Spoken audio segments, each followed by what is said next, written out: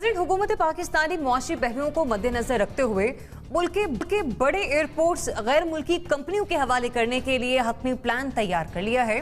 Chinese को दी है, उन्होंने एग्रीमेंट में तय ये किया है कि जितना भी ट्रैफिक वहां पे आएगा उसका सिर्फ 10% जो है वो पाकिस्तान को प्रॉफिट दिया जाएगा, 90% चाइना लेगा। हमारा मौक़िफ़ ये है कि भारत और इसराइल के शहरियों को किसी भी कंपनी के जरिए हवाई अड्डों तक रसाई ना देने की सिफारिश जो है उसे भी मद्देनजर रखा जाए। दूसरा ये कि अलार्मिंग न्यूज आपके लिए भी, हमारे लिए भी और अवाम के लिए भी कि पाकिस्तान के 2 साल के दौरान लिए गए हुकूमती कर्जे 11.4 खरब रुपए से बढ़ गए हैं, जो कि साबका हुकूमत के लिए गए 5 साल दौरे हुकूमत से भी ज्यादा बताए जा रहे हैं।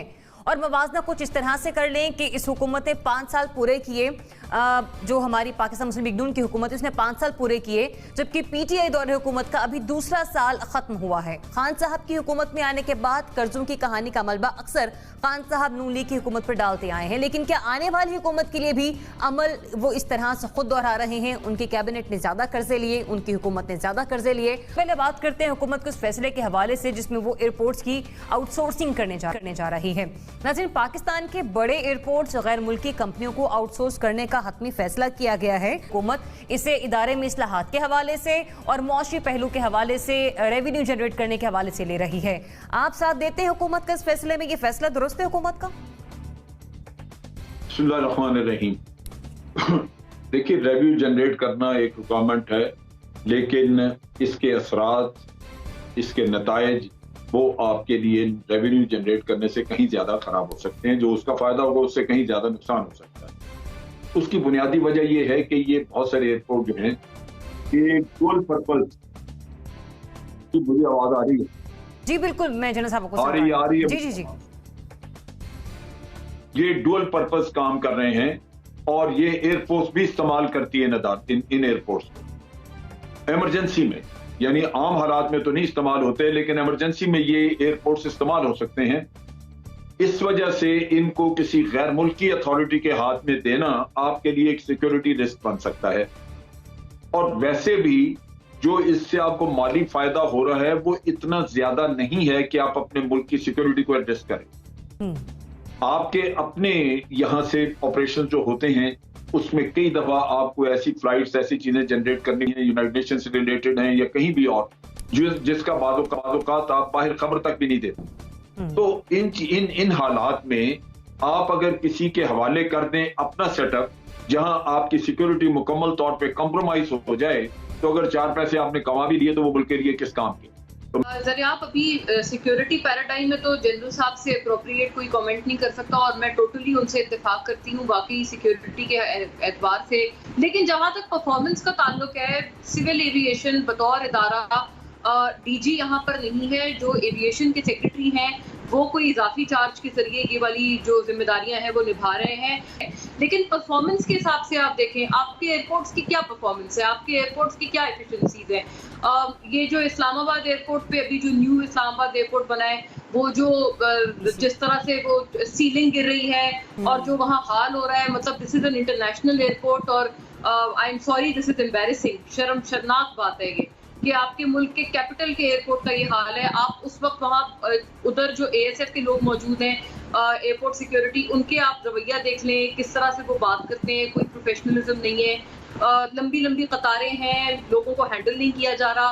कोविड के हालात में आपने देखा कि वहाँ पर भी जब सख्त तरीन क्यूज में फासला होना चाहिए था, सख्त तरीन एसओपीज को प्रैक्टिस होना चाहिए था, वो भी एयरपोर्ट अथॉरिटीज ना कर पाई। तो एफिशिएंसी तो है ही नहीं, इसमें तो कोई शुबा नहीं है। एक इंटरनेशनल एयरपोर्ट से क्या आप एक्सपेक्ट नहीं करते हैं? किसी भी आप मुसाफिर से पूछ लें, वो अपनी जिस डेस्टिनेशन से उड़ा होता है और अगर वो पाकिस्तान आता है तो उसको लगता है मैं पता नहीं कहाँ आ गया हूँ। हम एक इंटरनेशनल एयरपोर्ट का तासुर कहीं पर भी नहीं दे पा रहे हैं। इतने बड़े बड़े हमारे इस्लामाबाद का एयरपोर्ट है, लाहौर है। अब आपकी तरफ आने से पहले सिर्फ एक चीज क्लियर करूंगी, क्योंकि जलन साहब ने एक ऑब्जेक्शन लगाई थी सिक्योरिटी क्लियरेंस के हवाले से।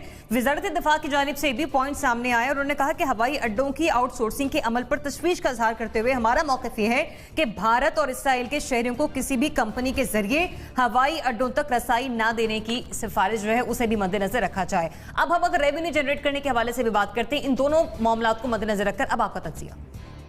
मेरा यहाँ पे ज़ाती ख्याल बिल्कुल जनरल साहब से मिलता है, चूँकि हमारे तमाम एयरपोर्ट्स की नेचर जो है वो बड़ी ही सेंसिटिव है।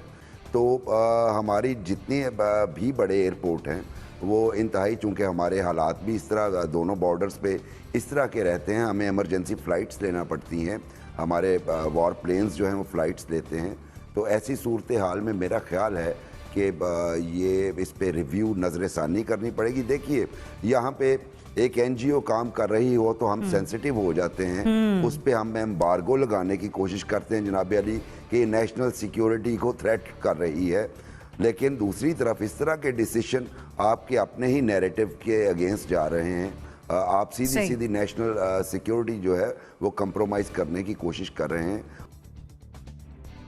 देखिए, सच्ची बात यह है कि मुझे इसकी तफसीलात नहीं पता, मसलन ये कि इसके पीछे जो है मंतक क्या है। जब आप निजकारी करते हैं तो उसके 2 या 3 बड़े जो है गोल्स होते हैं। पहला ये होता है कि आप एफिशिएंसी लेकर आना चाहते हैं, एक चीज़ जिसका निज़ाम ठीक नहीं चल रहा आप उसको बेहतर बनाना चाहते हैं और उसमें तेज़ी लाना चाहते हैं, हरकत लाना चाहते हैं। दूसरा जो उससे बड़ा गोल होता है वो होता है कि बाज़ औक़ात आप जो इस तरह की फंक्शंस हैं जब उनकी निजकारी करते हैं तो उससे आपको मुनाफा मिलता है या हुकूमत की आमदन जो है उसमें इजाफा होता है। और तो यहाँ पर अभी जनरल साहब ने और बुखारी साहब ने सिक्योरिटी रिस्क के हवाले से भी बात की है, वो भी एक वैलिड कंसर्न बिल्कुल है। लेकिन मुझे सबसे बड़ा इस पर कंसर्न ये होगा कि क्या इससे पाकिस्तान की हुकूमत को और हमारा जो सरकारी खजाना है और टैक्स पेयर्स जो हैं उनको मजीद इससे रिलीफ मिलेगा या हम किसी और कॉन्ट्रैक्ट्स में फंस जाएंगे फॉरेन कंपनीज के साथ। देखिए ना, ये IPPs का जो मामला रहा है अब कई दहाइयों से, उसमें तो उल्टा हम फंसे हुए हैं। और भी इसी तरह के बहुत सारे कॉन्ट्रैक्ट्स होते हैं जो कि हम बगैर प्रॉपर होमवर्क के जब उनमें एंटर हो जाते हैं तो फिर आप फंस जाते हैं, क्योंकि जब आप इंटरनेशनल फर्म्स के साथ एक बार एक माहदे में आ जाएं तो फिर उसके ऊपर जो है इंटरनेशनल आर्बिट्रेशन लागू हो जाती है। आपका उससे निकलना इतना आसान नहीं होता और फिर आपको हर्जाने और जुर्माने पे करने पड़ते हैं। आपके सामने है कि हमने कितने ज़्यादा अभी पिछले चंद सालों में फॉरेन कंपनीज को या फॉरेन कंसर्न्स को हमें जो है नुकसान उठाना पड़ा है इन टर्म्स ऑफ फाइन्स वगैरह। तो अगर तो इससे कोई फायदा होना है बिल्कुल कॉन्क्रीट किस्म का, फिर तो बात बनती है। लेकिन यहाँ पे ये भी चीज समझ से बाहर है कि हमें ये मालूम है कि इस वक्त मसला एयरपोर्ट्स नहीं है, मसला जो है वो हमारी कौमी एयरलाइन का मसला है जो कि पेंडिंग पड़ा हुआ है, जिसके ऊपर बहुत गुफ्तगू हुई है पब्लिक में, पार्लियामेंट में, मीडिया में। तो अभी तो हमने उसका काम करना था, उसको कुछ ठीक करना था, उसका तो जिक्र ही नहीं हो रहा और एयरपोर्ट्स के ऊपर बात हो गई। अब ये भी सोचने की बात है कि क्या पाकिस्तान के एयरपोर्ट्स जो हैं वो आप उनको अगर कंपनीज को दे भी दें तो उससे कितनी ट्रैफिक होती है और खुसूसन आजकल के दौर में अगर आप देंगे तो आजकल के आदाद शुमार के मुताबिक तो आपको अच्छा कॉन्ट्रैक्ट भी नहीं मिलेगा।